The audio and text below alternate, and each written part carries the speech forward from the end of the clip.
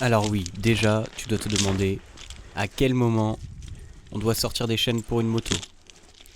Là n'est pas la question, je vais vous parler de comment on choisit ses chaînes et quelles chaînes il faut mettre sur sa moto. Salut, c'est Julien. Alors vous êtes plusieurs à m'avoir demandé plus d'informations à propos des chaînes de moto. Mais avant tout, je vais vous parler de l'origine de ces chaînes. Revenons quelques années en arrière. Nous sommes en 2017 lorsque Quentin, Rémi et Florent décident de s'engager pour l'hivernal authentique. Ils se sont retrouvés coincés dans la ville de départ et n'ont jamais pu monter au bivouac. C'est le soir, lorsqu'ils ont trouvé leur endroit où se poser dans une grange, qu'un mec est venu leur apporter une chaîne de voiture, soi-disant faite pour l'Africa Twin de Rémi. À partir de ce moment-là, il s'est écrit plein d'histoires à propos de ces chaînes. Ça fait un croisement en fait. Ouais. Et là sur la droite, t'as un caillou avec un marquage de chemin, un balisage de chemin. Ouais. Et là doit y avoir ma chaîne qui est posée. Ah d'accord. Elle est posée telle quelle? Oui. Ah ok.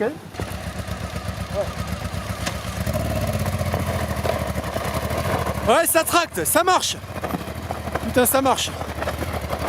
Il me semble que c'est à partir de cet hivernal-là qu'on a compris l'efficacité des chaînes. En réalité, j'ai juste pompé l'idée du mec qui a donné les chaînes à Rémi et j'ai amélioré le système pour pouvoir les installer sur une moto quand elle est posée sur la béquille latérale. Il y a plusieurs manières de chaîner une moto. Il y en a qui utilisent la ficelle de ballot de paille. Les experts en hivernal sont en train de fabriquer des chaînes à mattue à base de ficelles. Garde un bout de corde peut-être qu'il va se pendre d'ici la fin du week-end. Je vous dirais bien qu'avec ces chaînes de fortune, Mathieu a repris confiance et que tout s'est bien passé. Mais pas du tout. Ou d'autres qui utilisent de la corde d'escalade, mais ça dépend les budgets.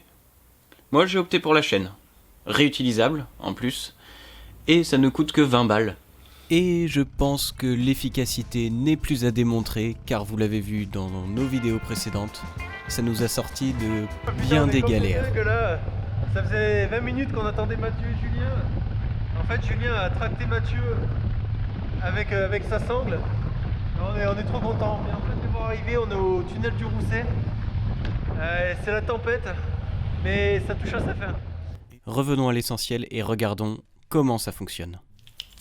Ce sont ni plus ni moins que des chaînes de voiture. Des chaînes de voiture que tout le monde connaît, achetées chez Feu Vert, Noroto, etc. Attention! Faire bien la différence entre deux types de chaînes. Ceux qui se serrent par l'avant de la roue. Donc si tu as un monobras, en fait ça posera pas de problème. Mais nous, avec nos doubles bras sur nos Transalp, il faut faire bien attention que le système ne soit pas, comme celui-ci par exemple, devant la roue de la voiture. Mais bien prendre ce système avec un tendeur qui vient faire le tour de la roue. Pour ce qui est du montage de la chaîne, je vous ai démonté la roue du Transalp. En fait, ça s'enfile comme une roue de voiture, tout simplement. Et après, de l'autre côté, on vient projeter le bout et finaliser le serrage. Tac.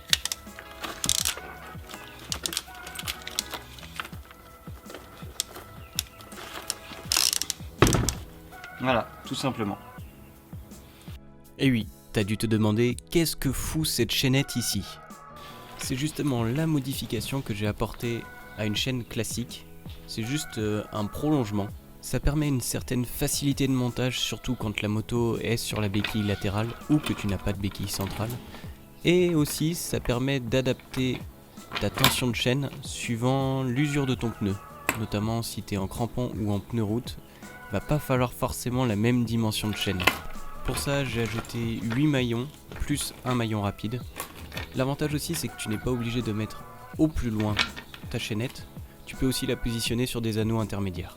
A savoir que qui dit chaîne dit toujours riselant. Riselant pourquoi?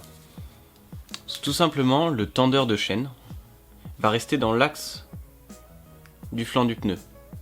S'il reste dans l'axe du flanc du pneu, C'est-à-dire qu'il risque de frotter contre le bras oscillant. La solution à apporter à cette problématique, c'est de rabattre le tendeur à l'intérieur de la roue en l'attachant à un rayon avec des riselants. Auparavant, il faudra bien penser à faire quelques tours de roue afin que la chaîne se mette bien en place. Une fois celle-ci bien en place, tu peux finaliser le serrage et bien plaquer ce tendeur de chaîne au centre de la roue. Alors, pour ceux qui seraient réticents, ça passe entre le bras oscillant. Même le tendeur passe au-dessus du frein et au-dessus de la couronne. Alors avec les crampons c'est un peu compliqué parce que des fois la chaîne se met entre les crampons, mais bon, il y a toujours cette bande centrale qui vous créera de l'adhérence. Alors ça c'était pour la dimension 130/80 par 17, la roue arrière, qui est la plus importante puisque une fois qu'on a la traction, la moto se pilote.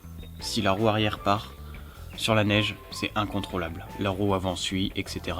Si la roue arrière tracte et qu'on tient assez bien l'avant, normalement, ça passe. Pour la dimension de la chaîne, je l'ai acheté chez Feu Vert, ça s'appelle la FV62C. Alors, la numéro 62. En fait, elle est prévue pour des chaînes, pour des roues de voiture de 165/80 par 13, allant jusqu'à 175/60 par 15. Il y a quand même une grande amplitude de dimension, ce qui laisse assez de marge pour nous les motos en jantes en 17.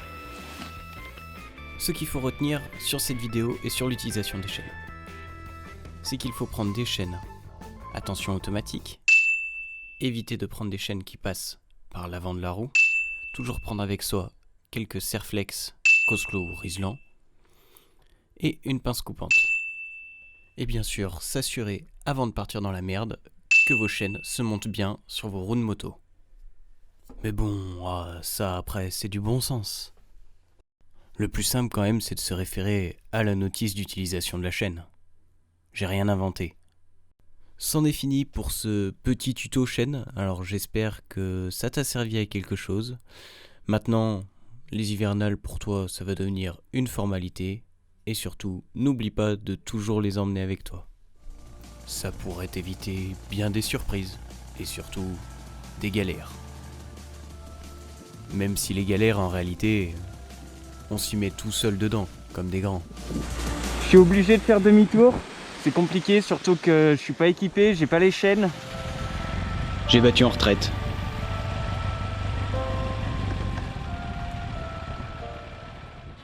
J'espère que cette vidéo t'a plu.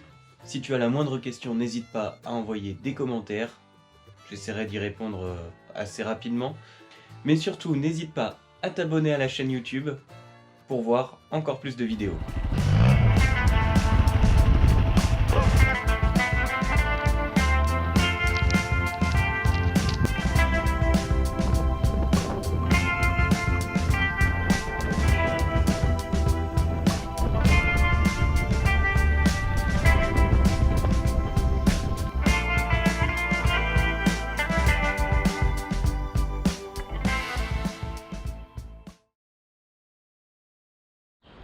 Et regarde, je vais te montrer un truc. J'ai même réussi à les monter sur mon CB500.